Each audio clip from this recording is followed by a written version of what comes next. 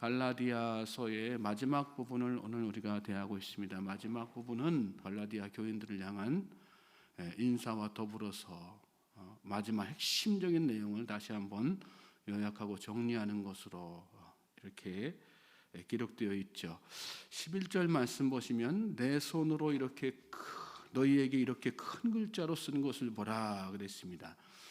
이 갈라디아서는 서론에서도 말씀드렸지만 3차 선교 여행 도중에 기록한 서신이에요.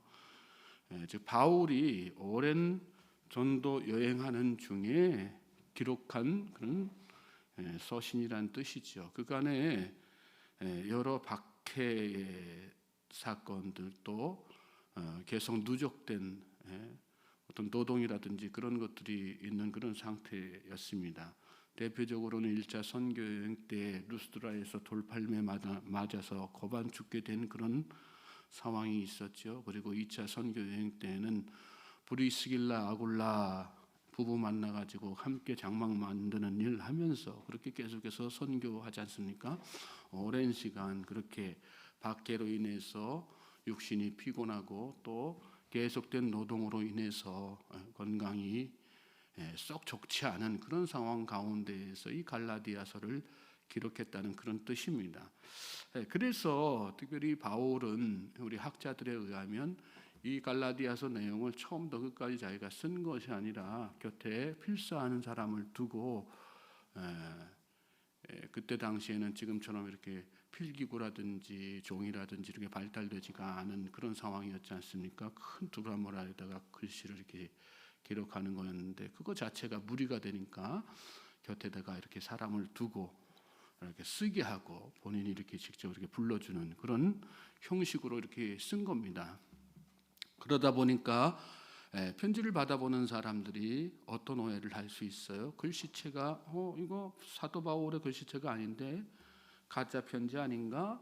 다른 사람이 써놓고 사도 바울 쓴 것처럼 흉내내는 거 아닌가? 그런 오해할 수 있죠. 그러니까 사도 바울이 마지막에 이 부분 결론적인 부분 마지막 인사 부분만큼은 자기 손으로 친히 친필로 힘들지만 이렇게 쓴 거예요. 그래서 여기 말씀에 보면 내 손으로 이런 표현이 나온 겁니다. 앞에 것들 앞에 기록한 것도 내가 다 쓴 거지만 특별히 이 편지가 진짜 내가 쓴 편지라는 거 강조하기 위해서 내 손으로 이렇게 또 이어지는 말씀 보면 이렇게 큰 글자로 쓴 것을 보라 그랬어요. 그러니까 본문 내용하고 앞에 부분하고 좀 글씨를 크기를 달리해 가지고 이렇게 직접 이렇게 막 쓴 거죠.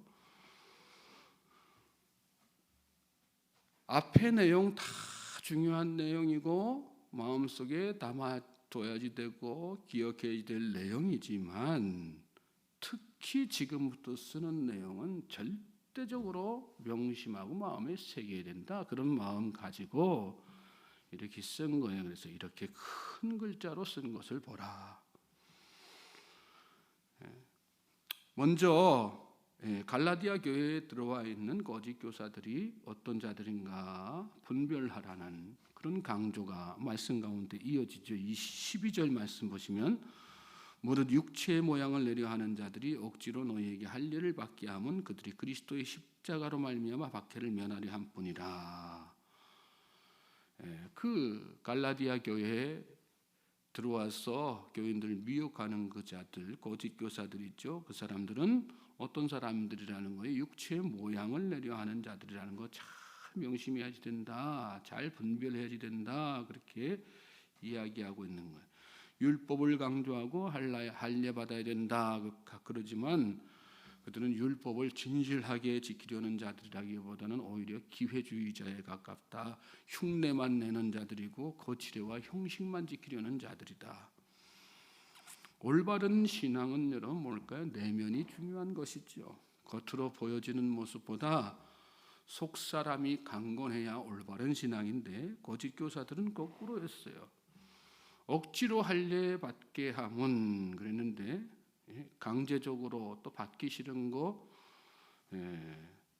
받겠다는 그런 뜻이 아니라 할례란 거룩의 상징이잖아요. 그 거룩함이 본질인데 거룩함은 없이 단지 형식적으로 할례 받은 거가 마치 대단한 일인 양 사람들을 미혹해가지고 어떤 마음의 감동이나 또 신앙의 결단 없이 분위기에 편승해서 또 의무감으로 그렇게 할례를 받게 했다는 그런 얘기죠. 그 거짓 교사들이 교인들에게 한 행동들입니다. 그거 잘 분별하라는 얘기예요. 또 그렇게 할례를 강조한 목적이 사실은 당시의 그리스도인들이 유대인들에게 핍박을 많이 받았지 않습니까? 그거 할례 받은 걸로 나는 유대인이다라고 하는 거 내세워 가지고 박해 피하려고 하는 것이다. 그게 주 목적이다. 그 사람들의 목적. 말씀 끝에 그들이 그리스도의 십자가로 말미암아 박해를 면하려 한 뿐이다. 이런 말씀이 나오는 이유가 그래서 나온 거예요. 그들의 진짜 목적은 그런 데 있는 거다. 그리고 이어지는 말씀에서 그걸 다시 한번 강조하죠. 할례를 받은 그들이라도 스스로 율법은 지키지 아니하고 너에게 할례를 받게 하려 하는 것은 그들이 너희의 육체로 자랑하려 함이라. 할례 받은 그 육체의 어떤 흔적 가지고 자랑하고 돌아다니는 사람들, 그 사람들이 바로 너희들에게 할례 중요하다 그러면서 할례 받게 하는 그 사람들이고, 또 갈라디아 교인들도 그렇게 자기들의 자랑거리로 다 만드는 그런 사람들이라는 거예요. 뭐가 중요한다는 걸 구구절절히 강조하고 있는 거예요. 신앙생활, 참다운 신앙생활은 내면이 참 중요하다는 거 계속해서 강조하고 있는 거죠. 형식적인 거 내세우지 말고 내면으로 내 안에서 정말 예수님 만나서 새 삶을 살고 새 사람 되는 거, 그게 참 중요하다는 거 강조하고 그러는 거죠. 예전에 금식기도가 한국교회 붐을 일으킬 때는 어느 유명한 기도원에서 금식기도 얼마 했고 그런 게 마치 큰 자랑거리인 양 얘기하고 떠들고 다녔던 그런 사람들 있었고요. 교회가 이렇게 대형화되면서부터는 내가 어느 큰 교회 다니는가가 마치 내 신앙의 크기인 양, 교회의 크기와 개인 신앙은 하등의 상관이 없는데 그러고 다녔단 말이죠. 그런데 오히려 자기 신앙은 돌아보지 않고 큰 교회의 이름이 마치 자기 신앙인 양 착각 속에 빠져 자랑하고 그랬던 그런 사람들 적지 않았어요. 또 제자 훈련, 성경 공부 이런 것들 붐처럼 막 일어날 때는 지금도 뭐 제자 훈련하고 다 성경 공부 강조하고 그러지만 붐처럼 막 바람 타고 그랬을 때는 어떻게 제자 훈련 했다 안 했다, 성경 공부 했다 안 했다, 그것이 신앙 기준이고 척도로 여겨지는 그런 때도 있었고 지금도 여전히 그러고 지내는 사람들 참 많습니다. 근데 그게 신앙생활에 아무리 물론 다 이렇게 훈련받고 그러는 거 다 유익한 거죠. 기도원 올라가서 기도하고 금식하고 또 뭐 작정하고 기도하는 거 다 중요한 거죠. 은혜의 수단이라고 그래서 웨슬레 목사님 강조하고 또 그랬던 거 아니겠어요? 그런데 그게 어떤 내면의 영적 성숙과 상관이 없다면 그런 거 통해 가지고 정말 내 안에 내가 새롭게 변화되고 인격이 변화되고 영적인 성숙을 이루고 그렇지 못한다면 그것들이 다 육체의 흔적에 불과한 것입니다. 남을 돕는 거라든지 시골이나 해외 선교 나가서 선교하는 것도 다 마찬가지예요. 어디 선교 몇 번 나갔다가 왔다.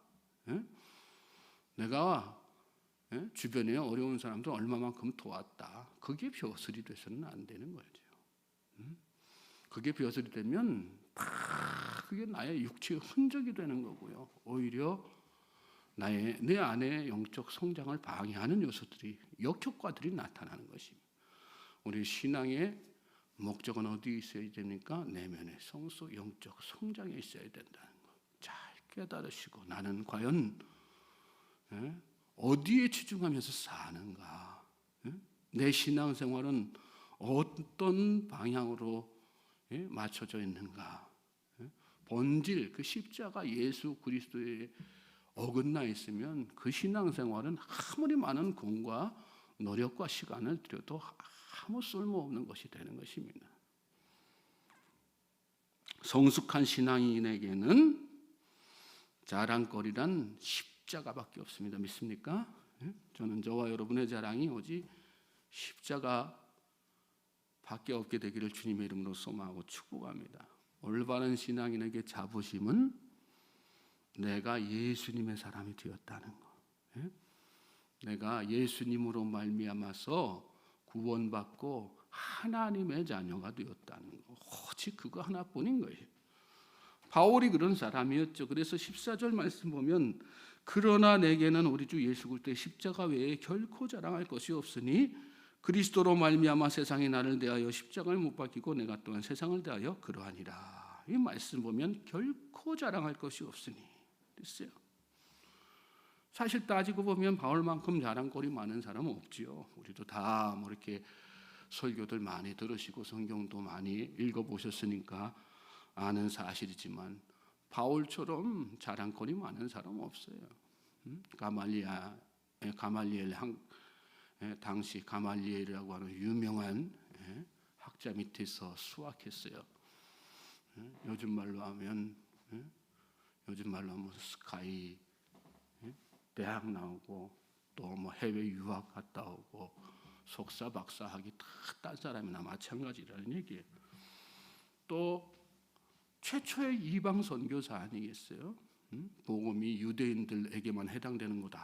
그렇게 다들 생각하고 있을 때 이방 선교사로서 하나님 앞에 자부심 가지고 하나님께서 기대하고 원하시는 그 일을 행했던 사람이 사도 바울입니다. 또 그 결과로 또 수많은 교회들을 개척했죠. 율법으로 하면 철저한 율법주의자, 빈틈없이 율법 지키는 사람이 사도 바울이었어요. 총망받는 바리새인이었습니다. 정치적으로도 다 백그라운드가 다 있는 그런 사람이었다는 거예요. 자랑할 게 얼마나 많았는지 몰라요. 그런데 사도 바울은 그걸 다 뭘로 여겼어요? 배설물처럼 여겼다는 거예요. 뭐 때문에? 예수님 때문에, 십자가 때문에, 오직 내가 인격적으로 만난 그 예수님 자랑하기 위해서. 그래서 그 모든 것 다 배설물로 여기면서 살았던 사람이 바로 사도 바울이고, 오늘 본문 말씀 가운데서도 그래서 강조하는 거예요. 예수 그리스도의 십자가 외에는 나에게는 결코 자랑할 것이 없습니다. 저는 저와 여러분도 그 믿음으로 나아갈 수 있게 되기를 주님의 이름으로 소망하고 축복합니다. 결코 자랑할 것이 없으니, 아무것도 자랑할 거 없다는 거예요. 나에게는 입만 열면 어떻게 해요? 예수 그리스도만 자랑하고 다니는 거예요. 예수 그리스도 자랑한다는 얘기는 뭐예요? 그만큼 내가 예수님을 사랑한다는 얘기죠. 사랑하는 만큼 자랑하는 거 아니겠어요? 저는 저와 여러분이 예수님을 정말로 누구 앞에서나 자랑할 수 있을 정도로 깊이 있게 사랑하면서 나아갈 수 있게 되기를 주님의 이름으로 소망하고 축복합니다. 이어지는 말씀 보시면 할례나 무할례가 아무것도 아니로되 오직 새로 지으심을 받는 것만이 중요하니라. 새로 지으심 받는 거가 중요하다는 거예요. 새로 지으심 받는 거. 무릇 이 규례를 행하는 자에게와 하나님의 이스라엘에게 평강과 긍휼이 있을지어다. 이후로는 누구든지 나를 괴롭게 하지 말라. 내가 내 몸에 예수의 흔적을 지니고 있노라. 육체의 흔적이 아니라 어떤 흔적이 아니라 예수님의 흔적 지니고 사는 사람이 진짜 신앙인이라는 거, 그거 잘 명심하라는 거죠. 여기 흔적이라고 하는 말이 나오는데 헬라어로 스티그마타라고 하거든요. 뭐냐면 그때 당시에 짐승, 지금도 그렇지만 짐승 이렇게 딱 하면 잡기 전에 이 자기 소유인 걸 갖다가 저기 표시하기 위해서 불도장을 찍지 않습니까? 그래서 탁 찍어가지고 다른 사람 자기만의 어떤 표식을 낼 때 탁 이렇게 찍는 거, 흔적이 남잖아요. 그러고 나면 불로 지져진 흔적. 그 흔적은 평생 동안 뭘로 뭐 그냥 솔로 지운다고 해도 지워지지 않잖아요. 저는 저와 여러분에게 예수님의 흔적이 그렇게 남게 되길 주님의 이름으로 소망하고 축복합니다. 어디 가서 누구 앞에서도 저희는 예수님의 사람이 맞구나. 예? 그게 진짜 신앙인 아니겠어요? 그리고 그게 진짜 성령의 사람이고 영적으로 성숙한 그런 올바른 신앙인 아니겠습니까? 저와 여러분이 그런 믿음으로 그런 신앙으로 예수님 바라보면서 예수님의 흔적이 내 안에 남기 위해서 내 삶 가운데에서 그렇게 예수님이 드러나기 위해서 오늘 이 새벽에 또 결단하면서 나아가고 오늘 우리에게 주어진 이 하루도 가치 없이 무의미하게 보내는 것이 아니라 그렇게 예수님의 흔적이 내 삶에 남기 위해서 정말 열심을 다하고 최선을 다하고 성실하게 진실하게 살아가는 가치 있는 하루가 되기를 주님의 이름으로 다시 한번 소망하고 축복합니다. 하나님께서 그럴 때 저와 여러분에게 은혜와 평강 주실 줄로 믿습니다.